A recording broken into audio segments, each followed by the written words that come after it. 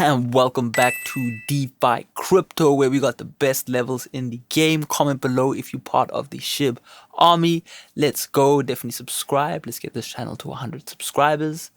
But nonetheless, let's get straight into some levels. The first thing I found interesting about this token was the market structure, right? We can see that prices have kind of been trading in this range for about, near a year now, right? This kind of peak sell-off happened around May 15 last year, so it's a couple months off a year. And we saw prices then dump a little bit further. I mean, geez, these deviation bands gave a really nice signal right here. Had I been trading this, this would have been a really nice trade. Look at that, right? I mean, beautiful, right? Mark the top.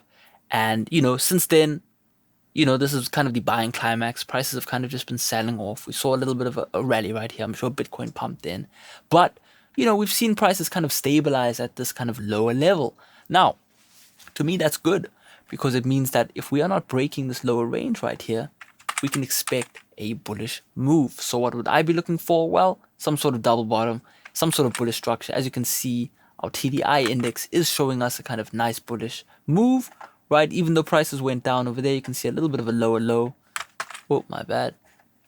Even though we had this lower low that was made, we can see the TDI kind of holding up well, kind of making a nice little double bottom.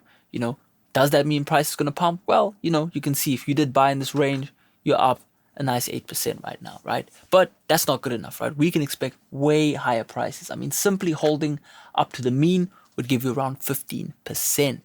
So is this a buy or sell? Well, I would personally be leaning bullish, right? I wouldn't really want to short, okay? Now, if we take a look at these manual fib levels I drew out just now, we can see that in this range, right, that SHIB has been trading in, we can pretty much see we had this, ooh, that's not good. But, we can see we had this, climax right here at around 0.071, right? And then this high at around 0.18, right? We've been trading in this range since then, right? Prices kind of came down, found a little bit of support on this 0.5, hit the golden pocket, broke down, went to that 0.25, all the way back up, past the golden pocket, back to the 0.75, and since then we really haven't had much going on, right? Price rejected again off the 0.5, all the way down back into the zone that fits between 0 and 0.25. Now, what does that indicate to me? We've had all this crazy trading for the year. What does this indicate? Well, this zone is the zone for longs, okay? Anything below that 0.5 is where we are not really wanting to short. Why? Well, because the risk to reward ratio is just not good. So what am I going to be looking for? Well, I'm going to be looking for bullish structures, okay? I'm going to be looking for a possible hit down to this zone right here. If we see something like this, even better, right? Just a nice little tap, price jumps off, cool, we can jump in long, right? That's personally what I'll be looking out for. So definitely write these levels down so that you have them, all right? And let's hop into our automated fib levels. Now, as you can see, my personal preference is not to trade within the mean zone, okay? Mean being 0.236, upper 236, and then the zero line, right? We see price jump off there, reject, didn't really do anything, right?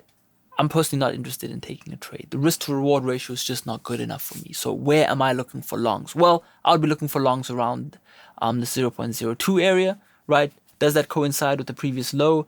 0.02. Yeah, it does, right? I mean, look at that, 0.02. So there's a bit of a confluence, right? We could definitely take a trade around here. This would, stack up with this previous little zone of accumulation, right? If we go all the way down there, I mean, look at how perfect that is, right? I mean, that line is pretty much perfect to this low right here.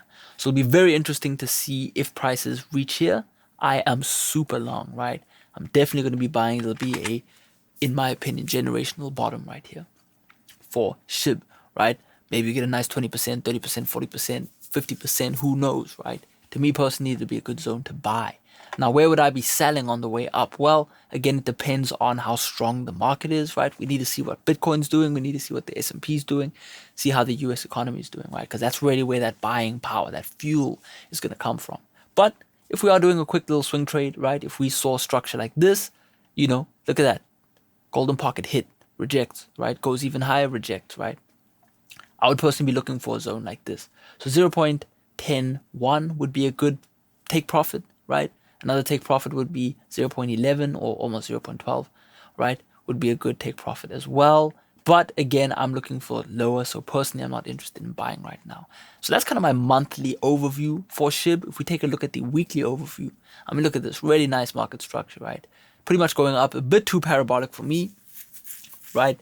Price is getting a bit too crazy. When I start to see these types of pumps, I can just imagine that somebody is stuck long up here and they're not having a good time, right?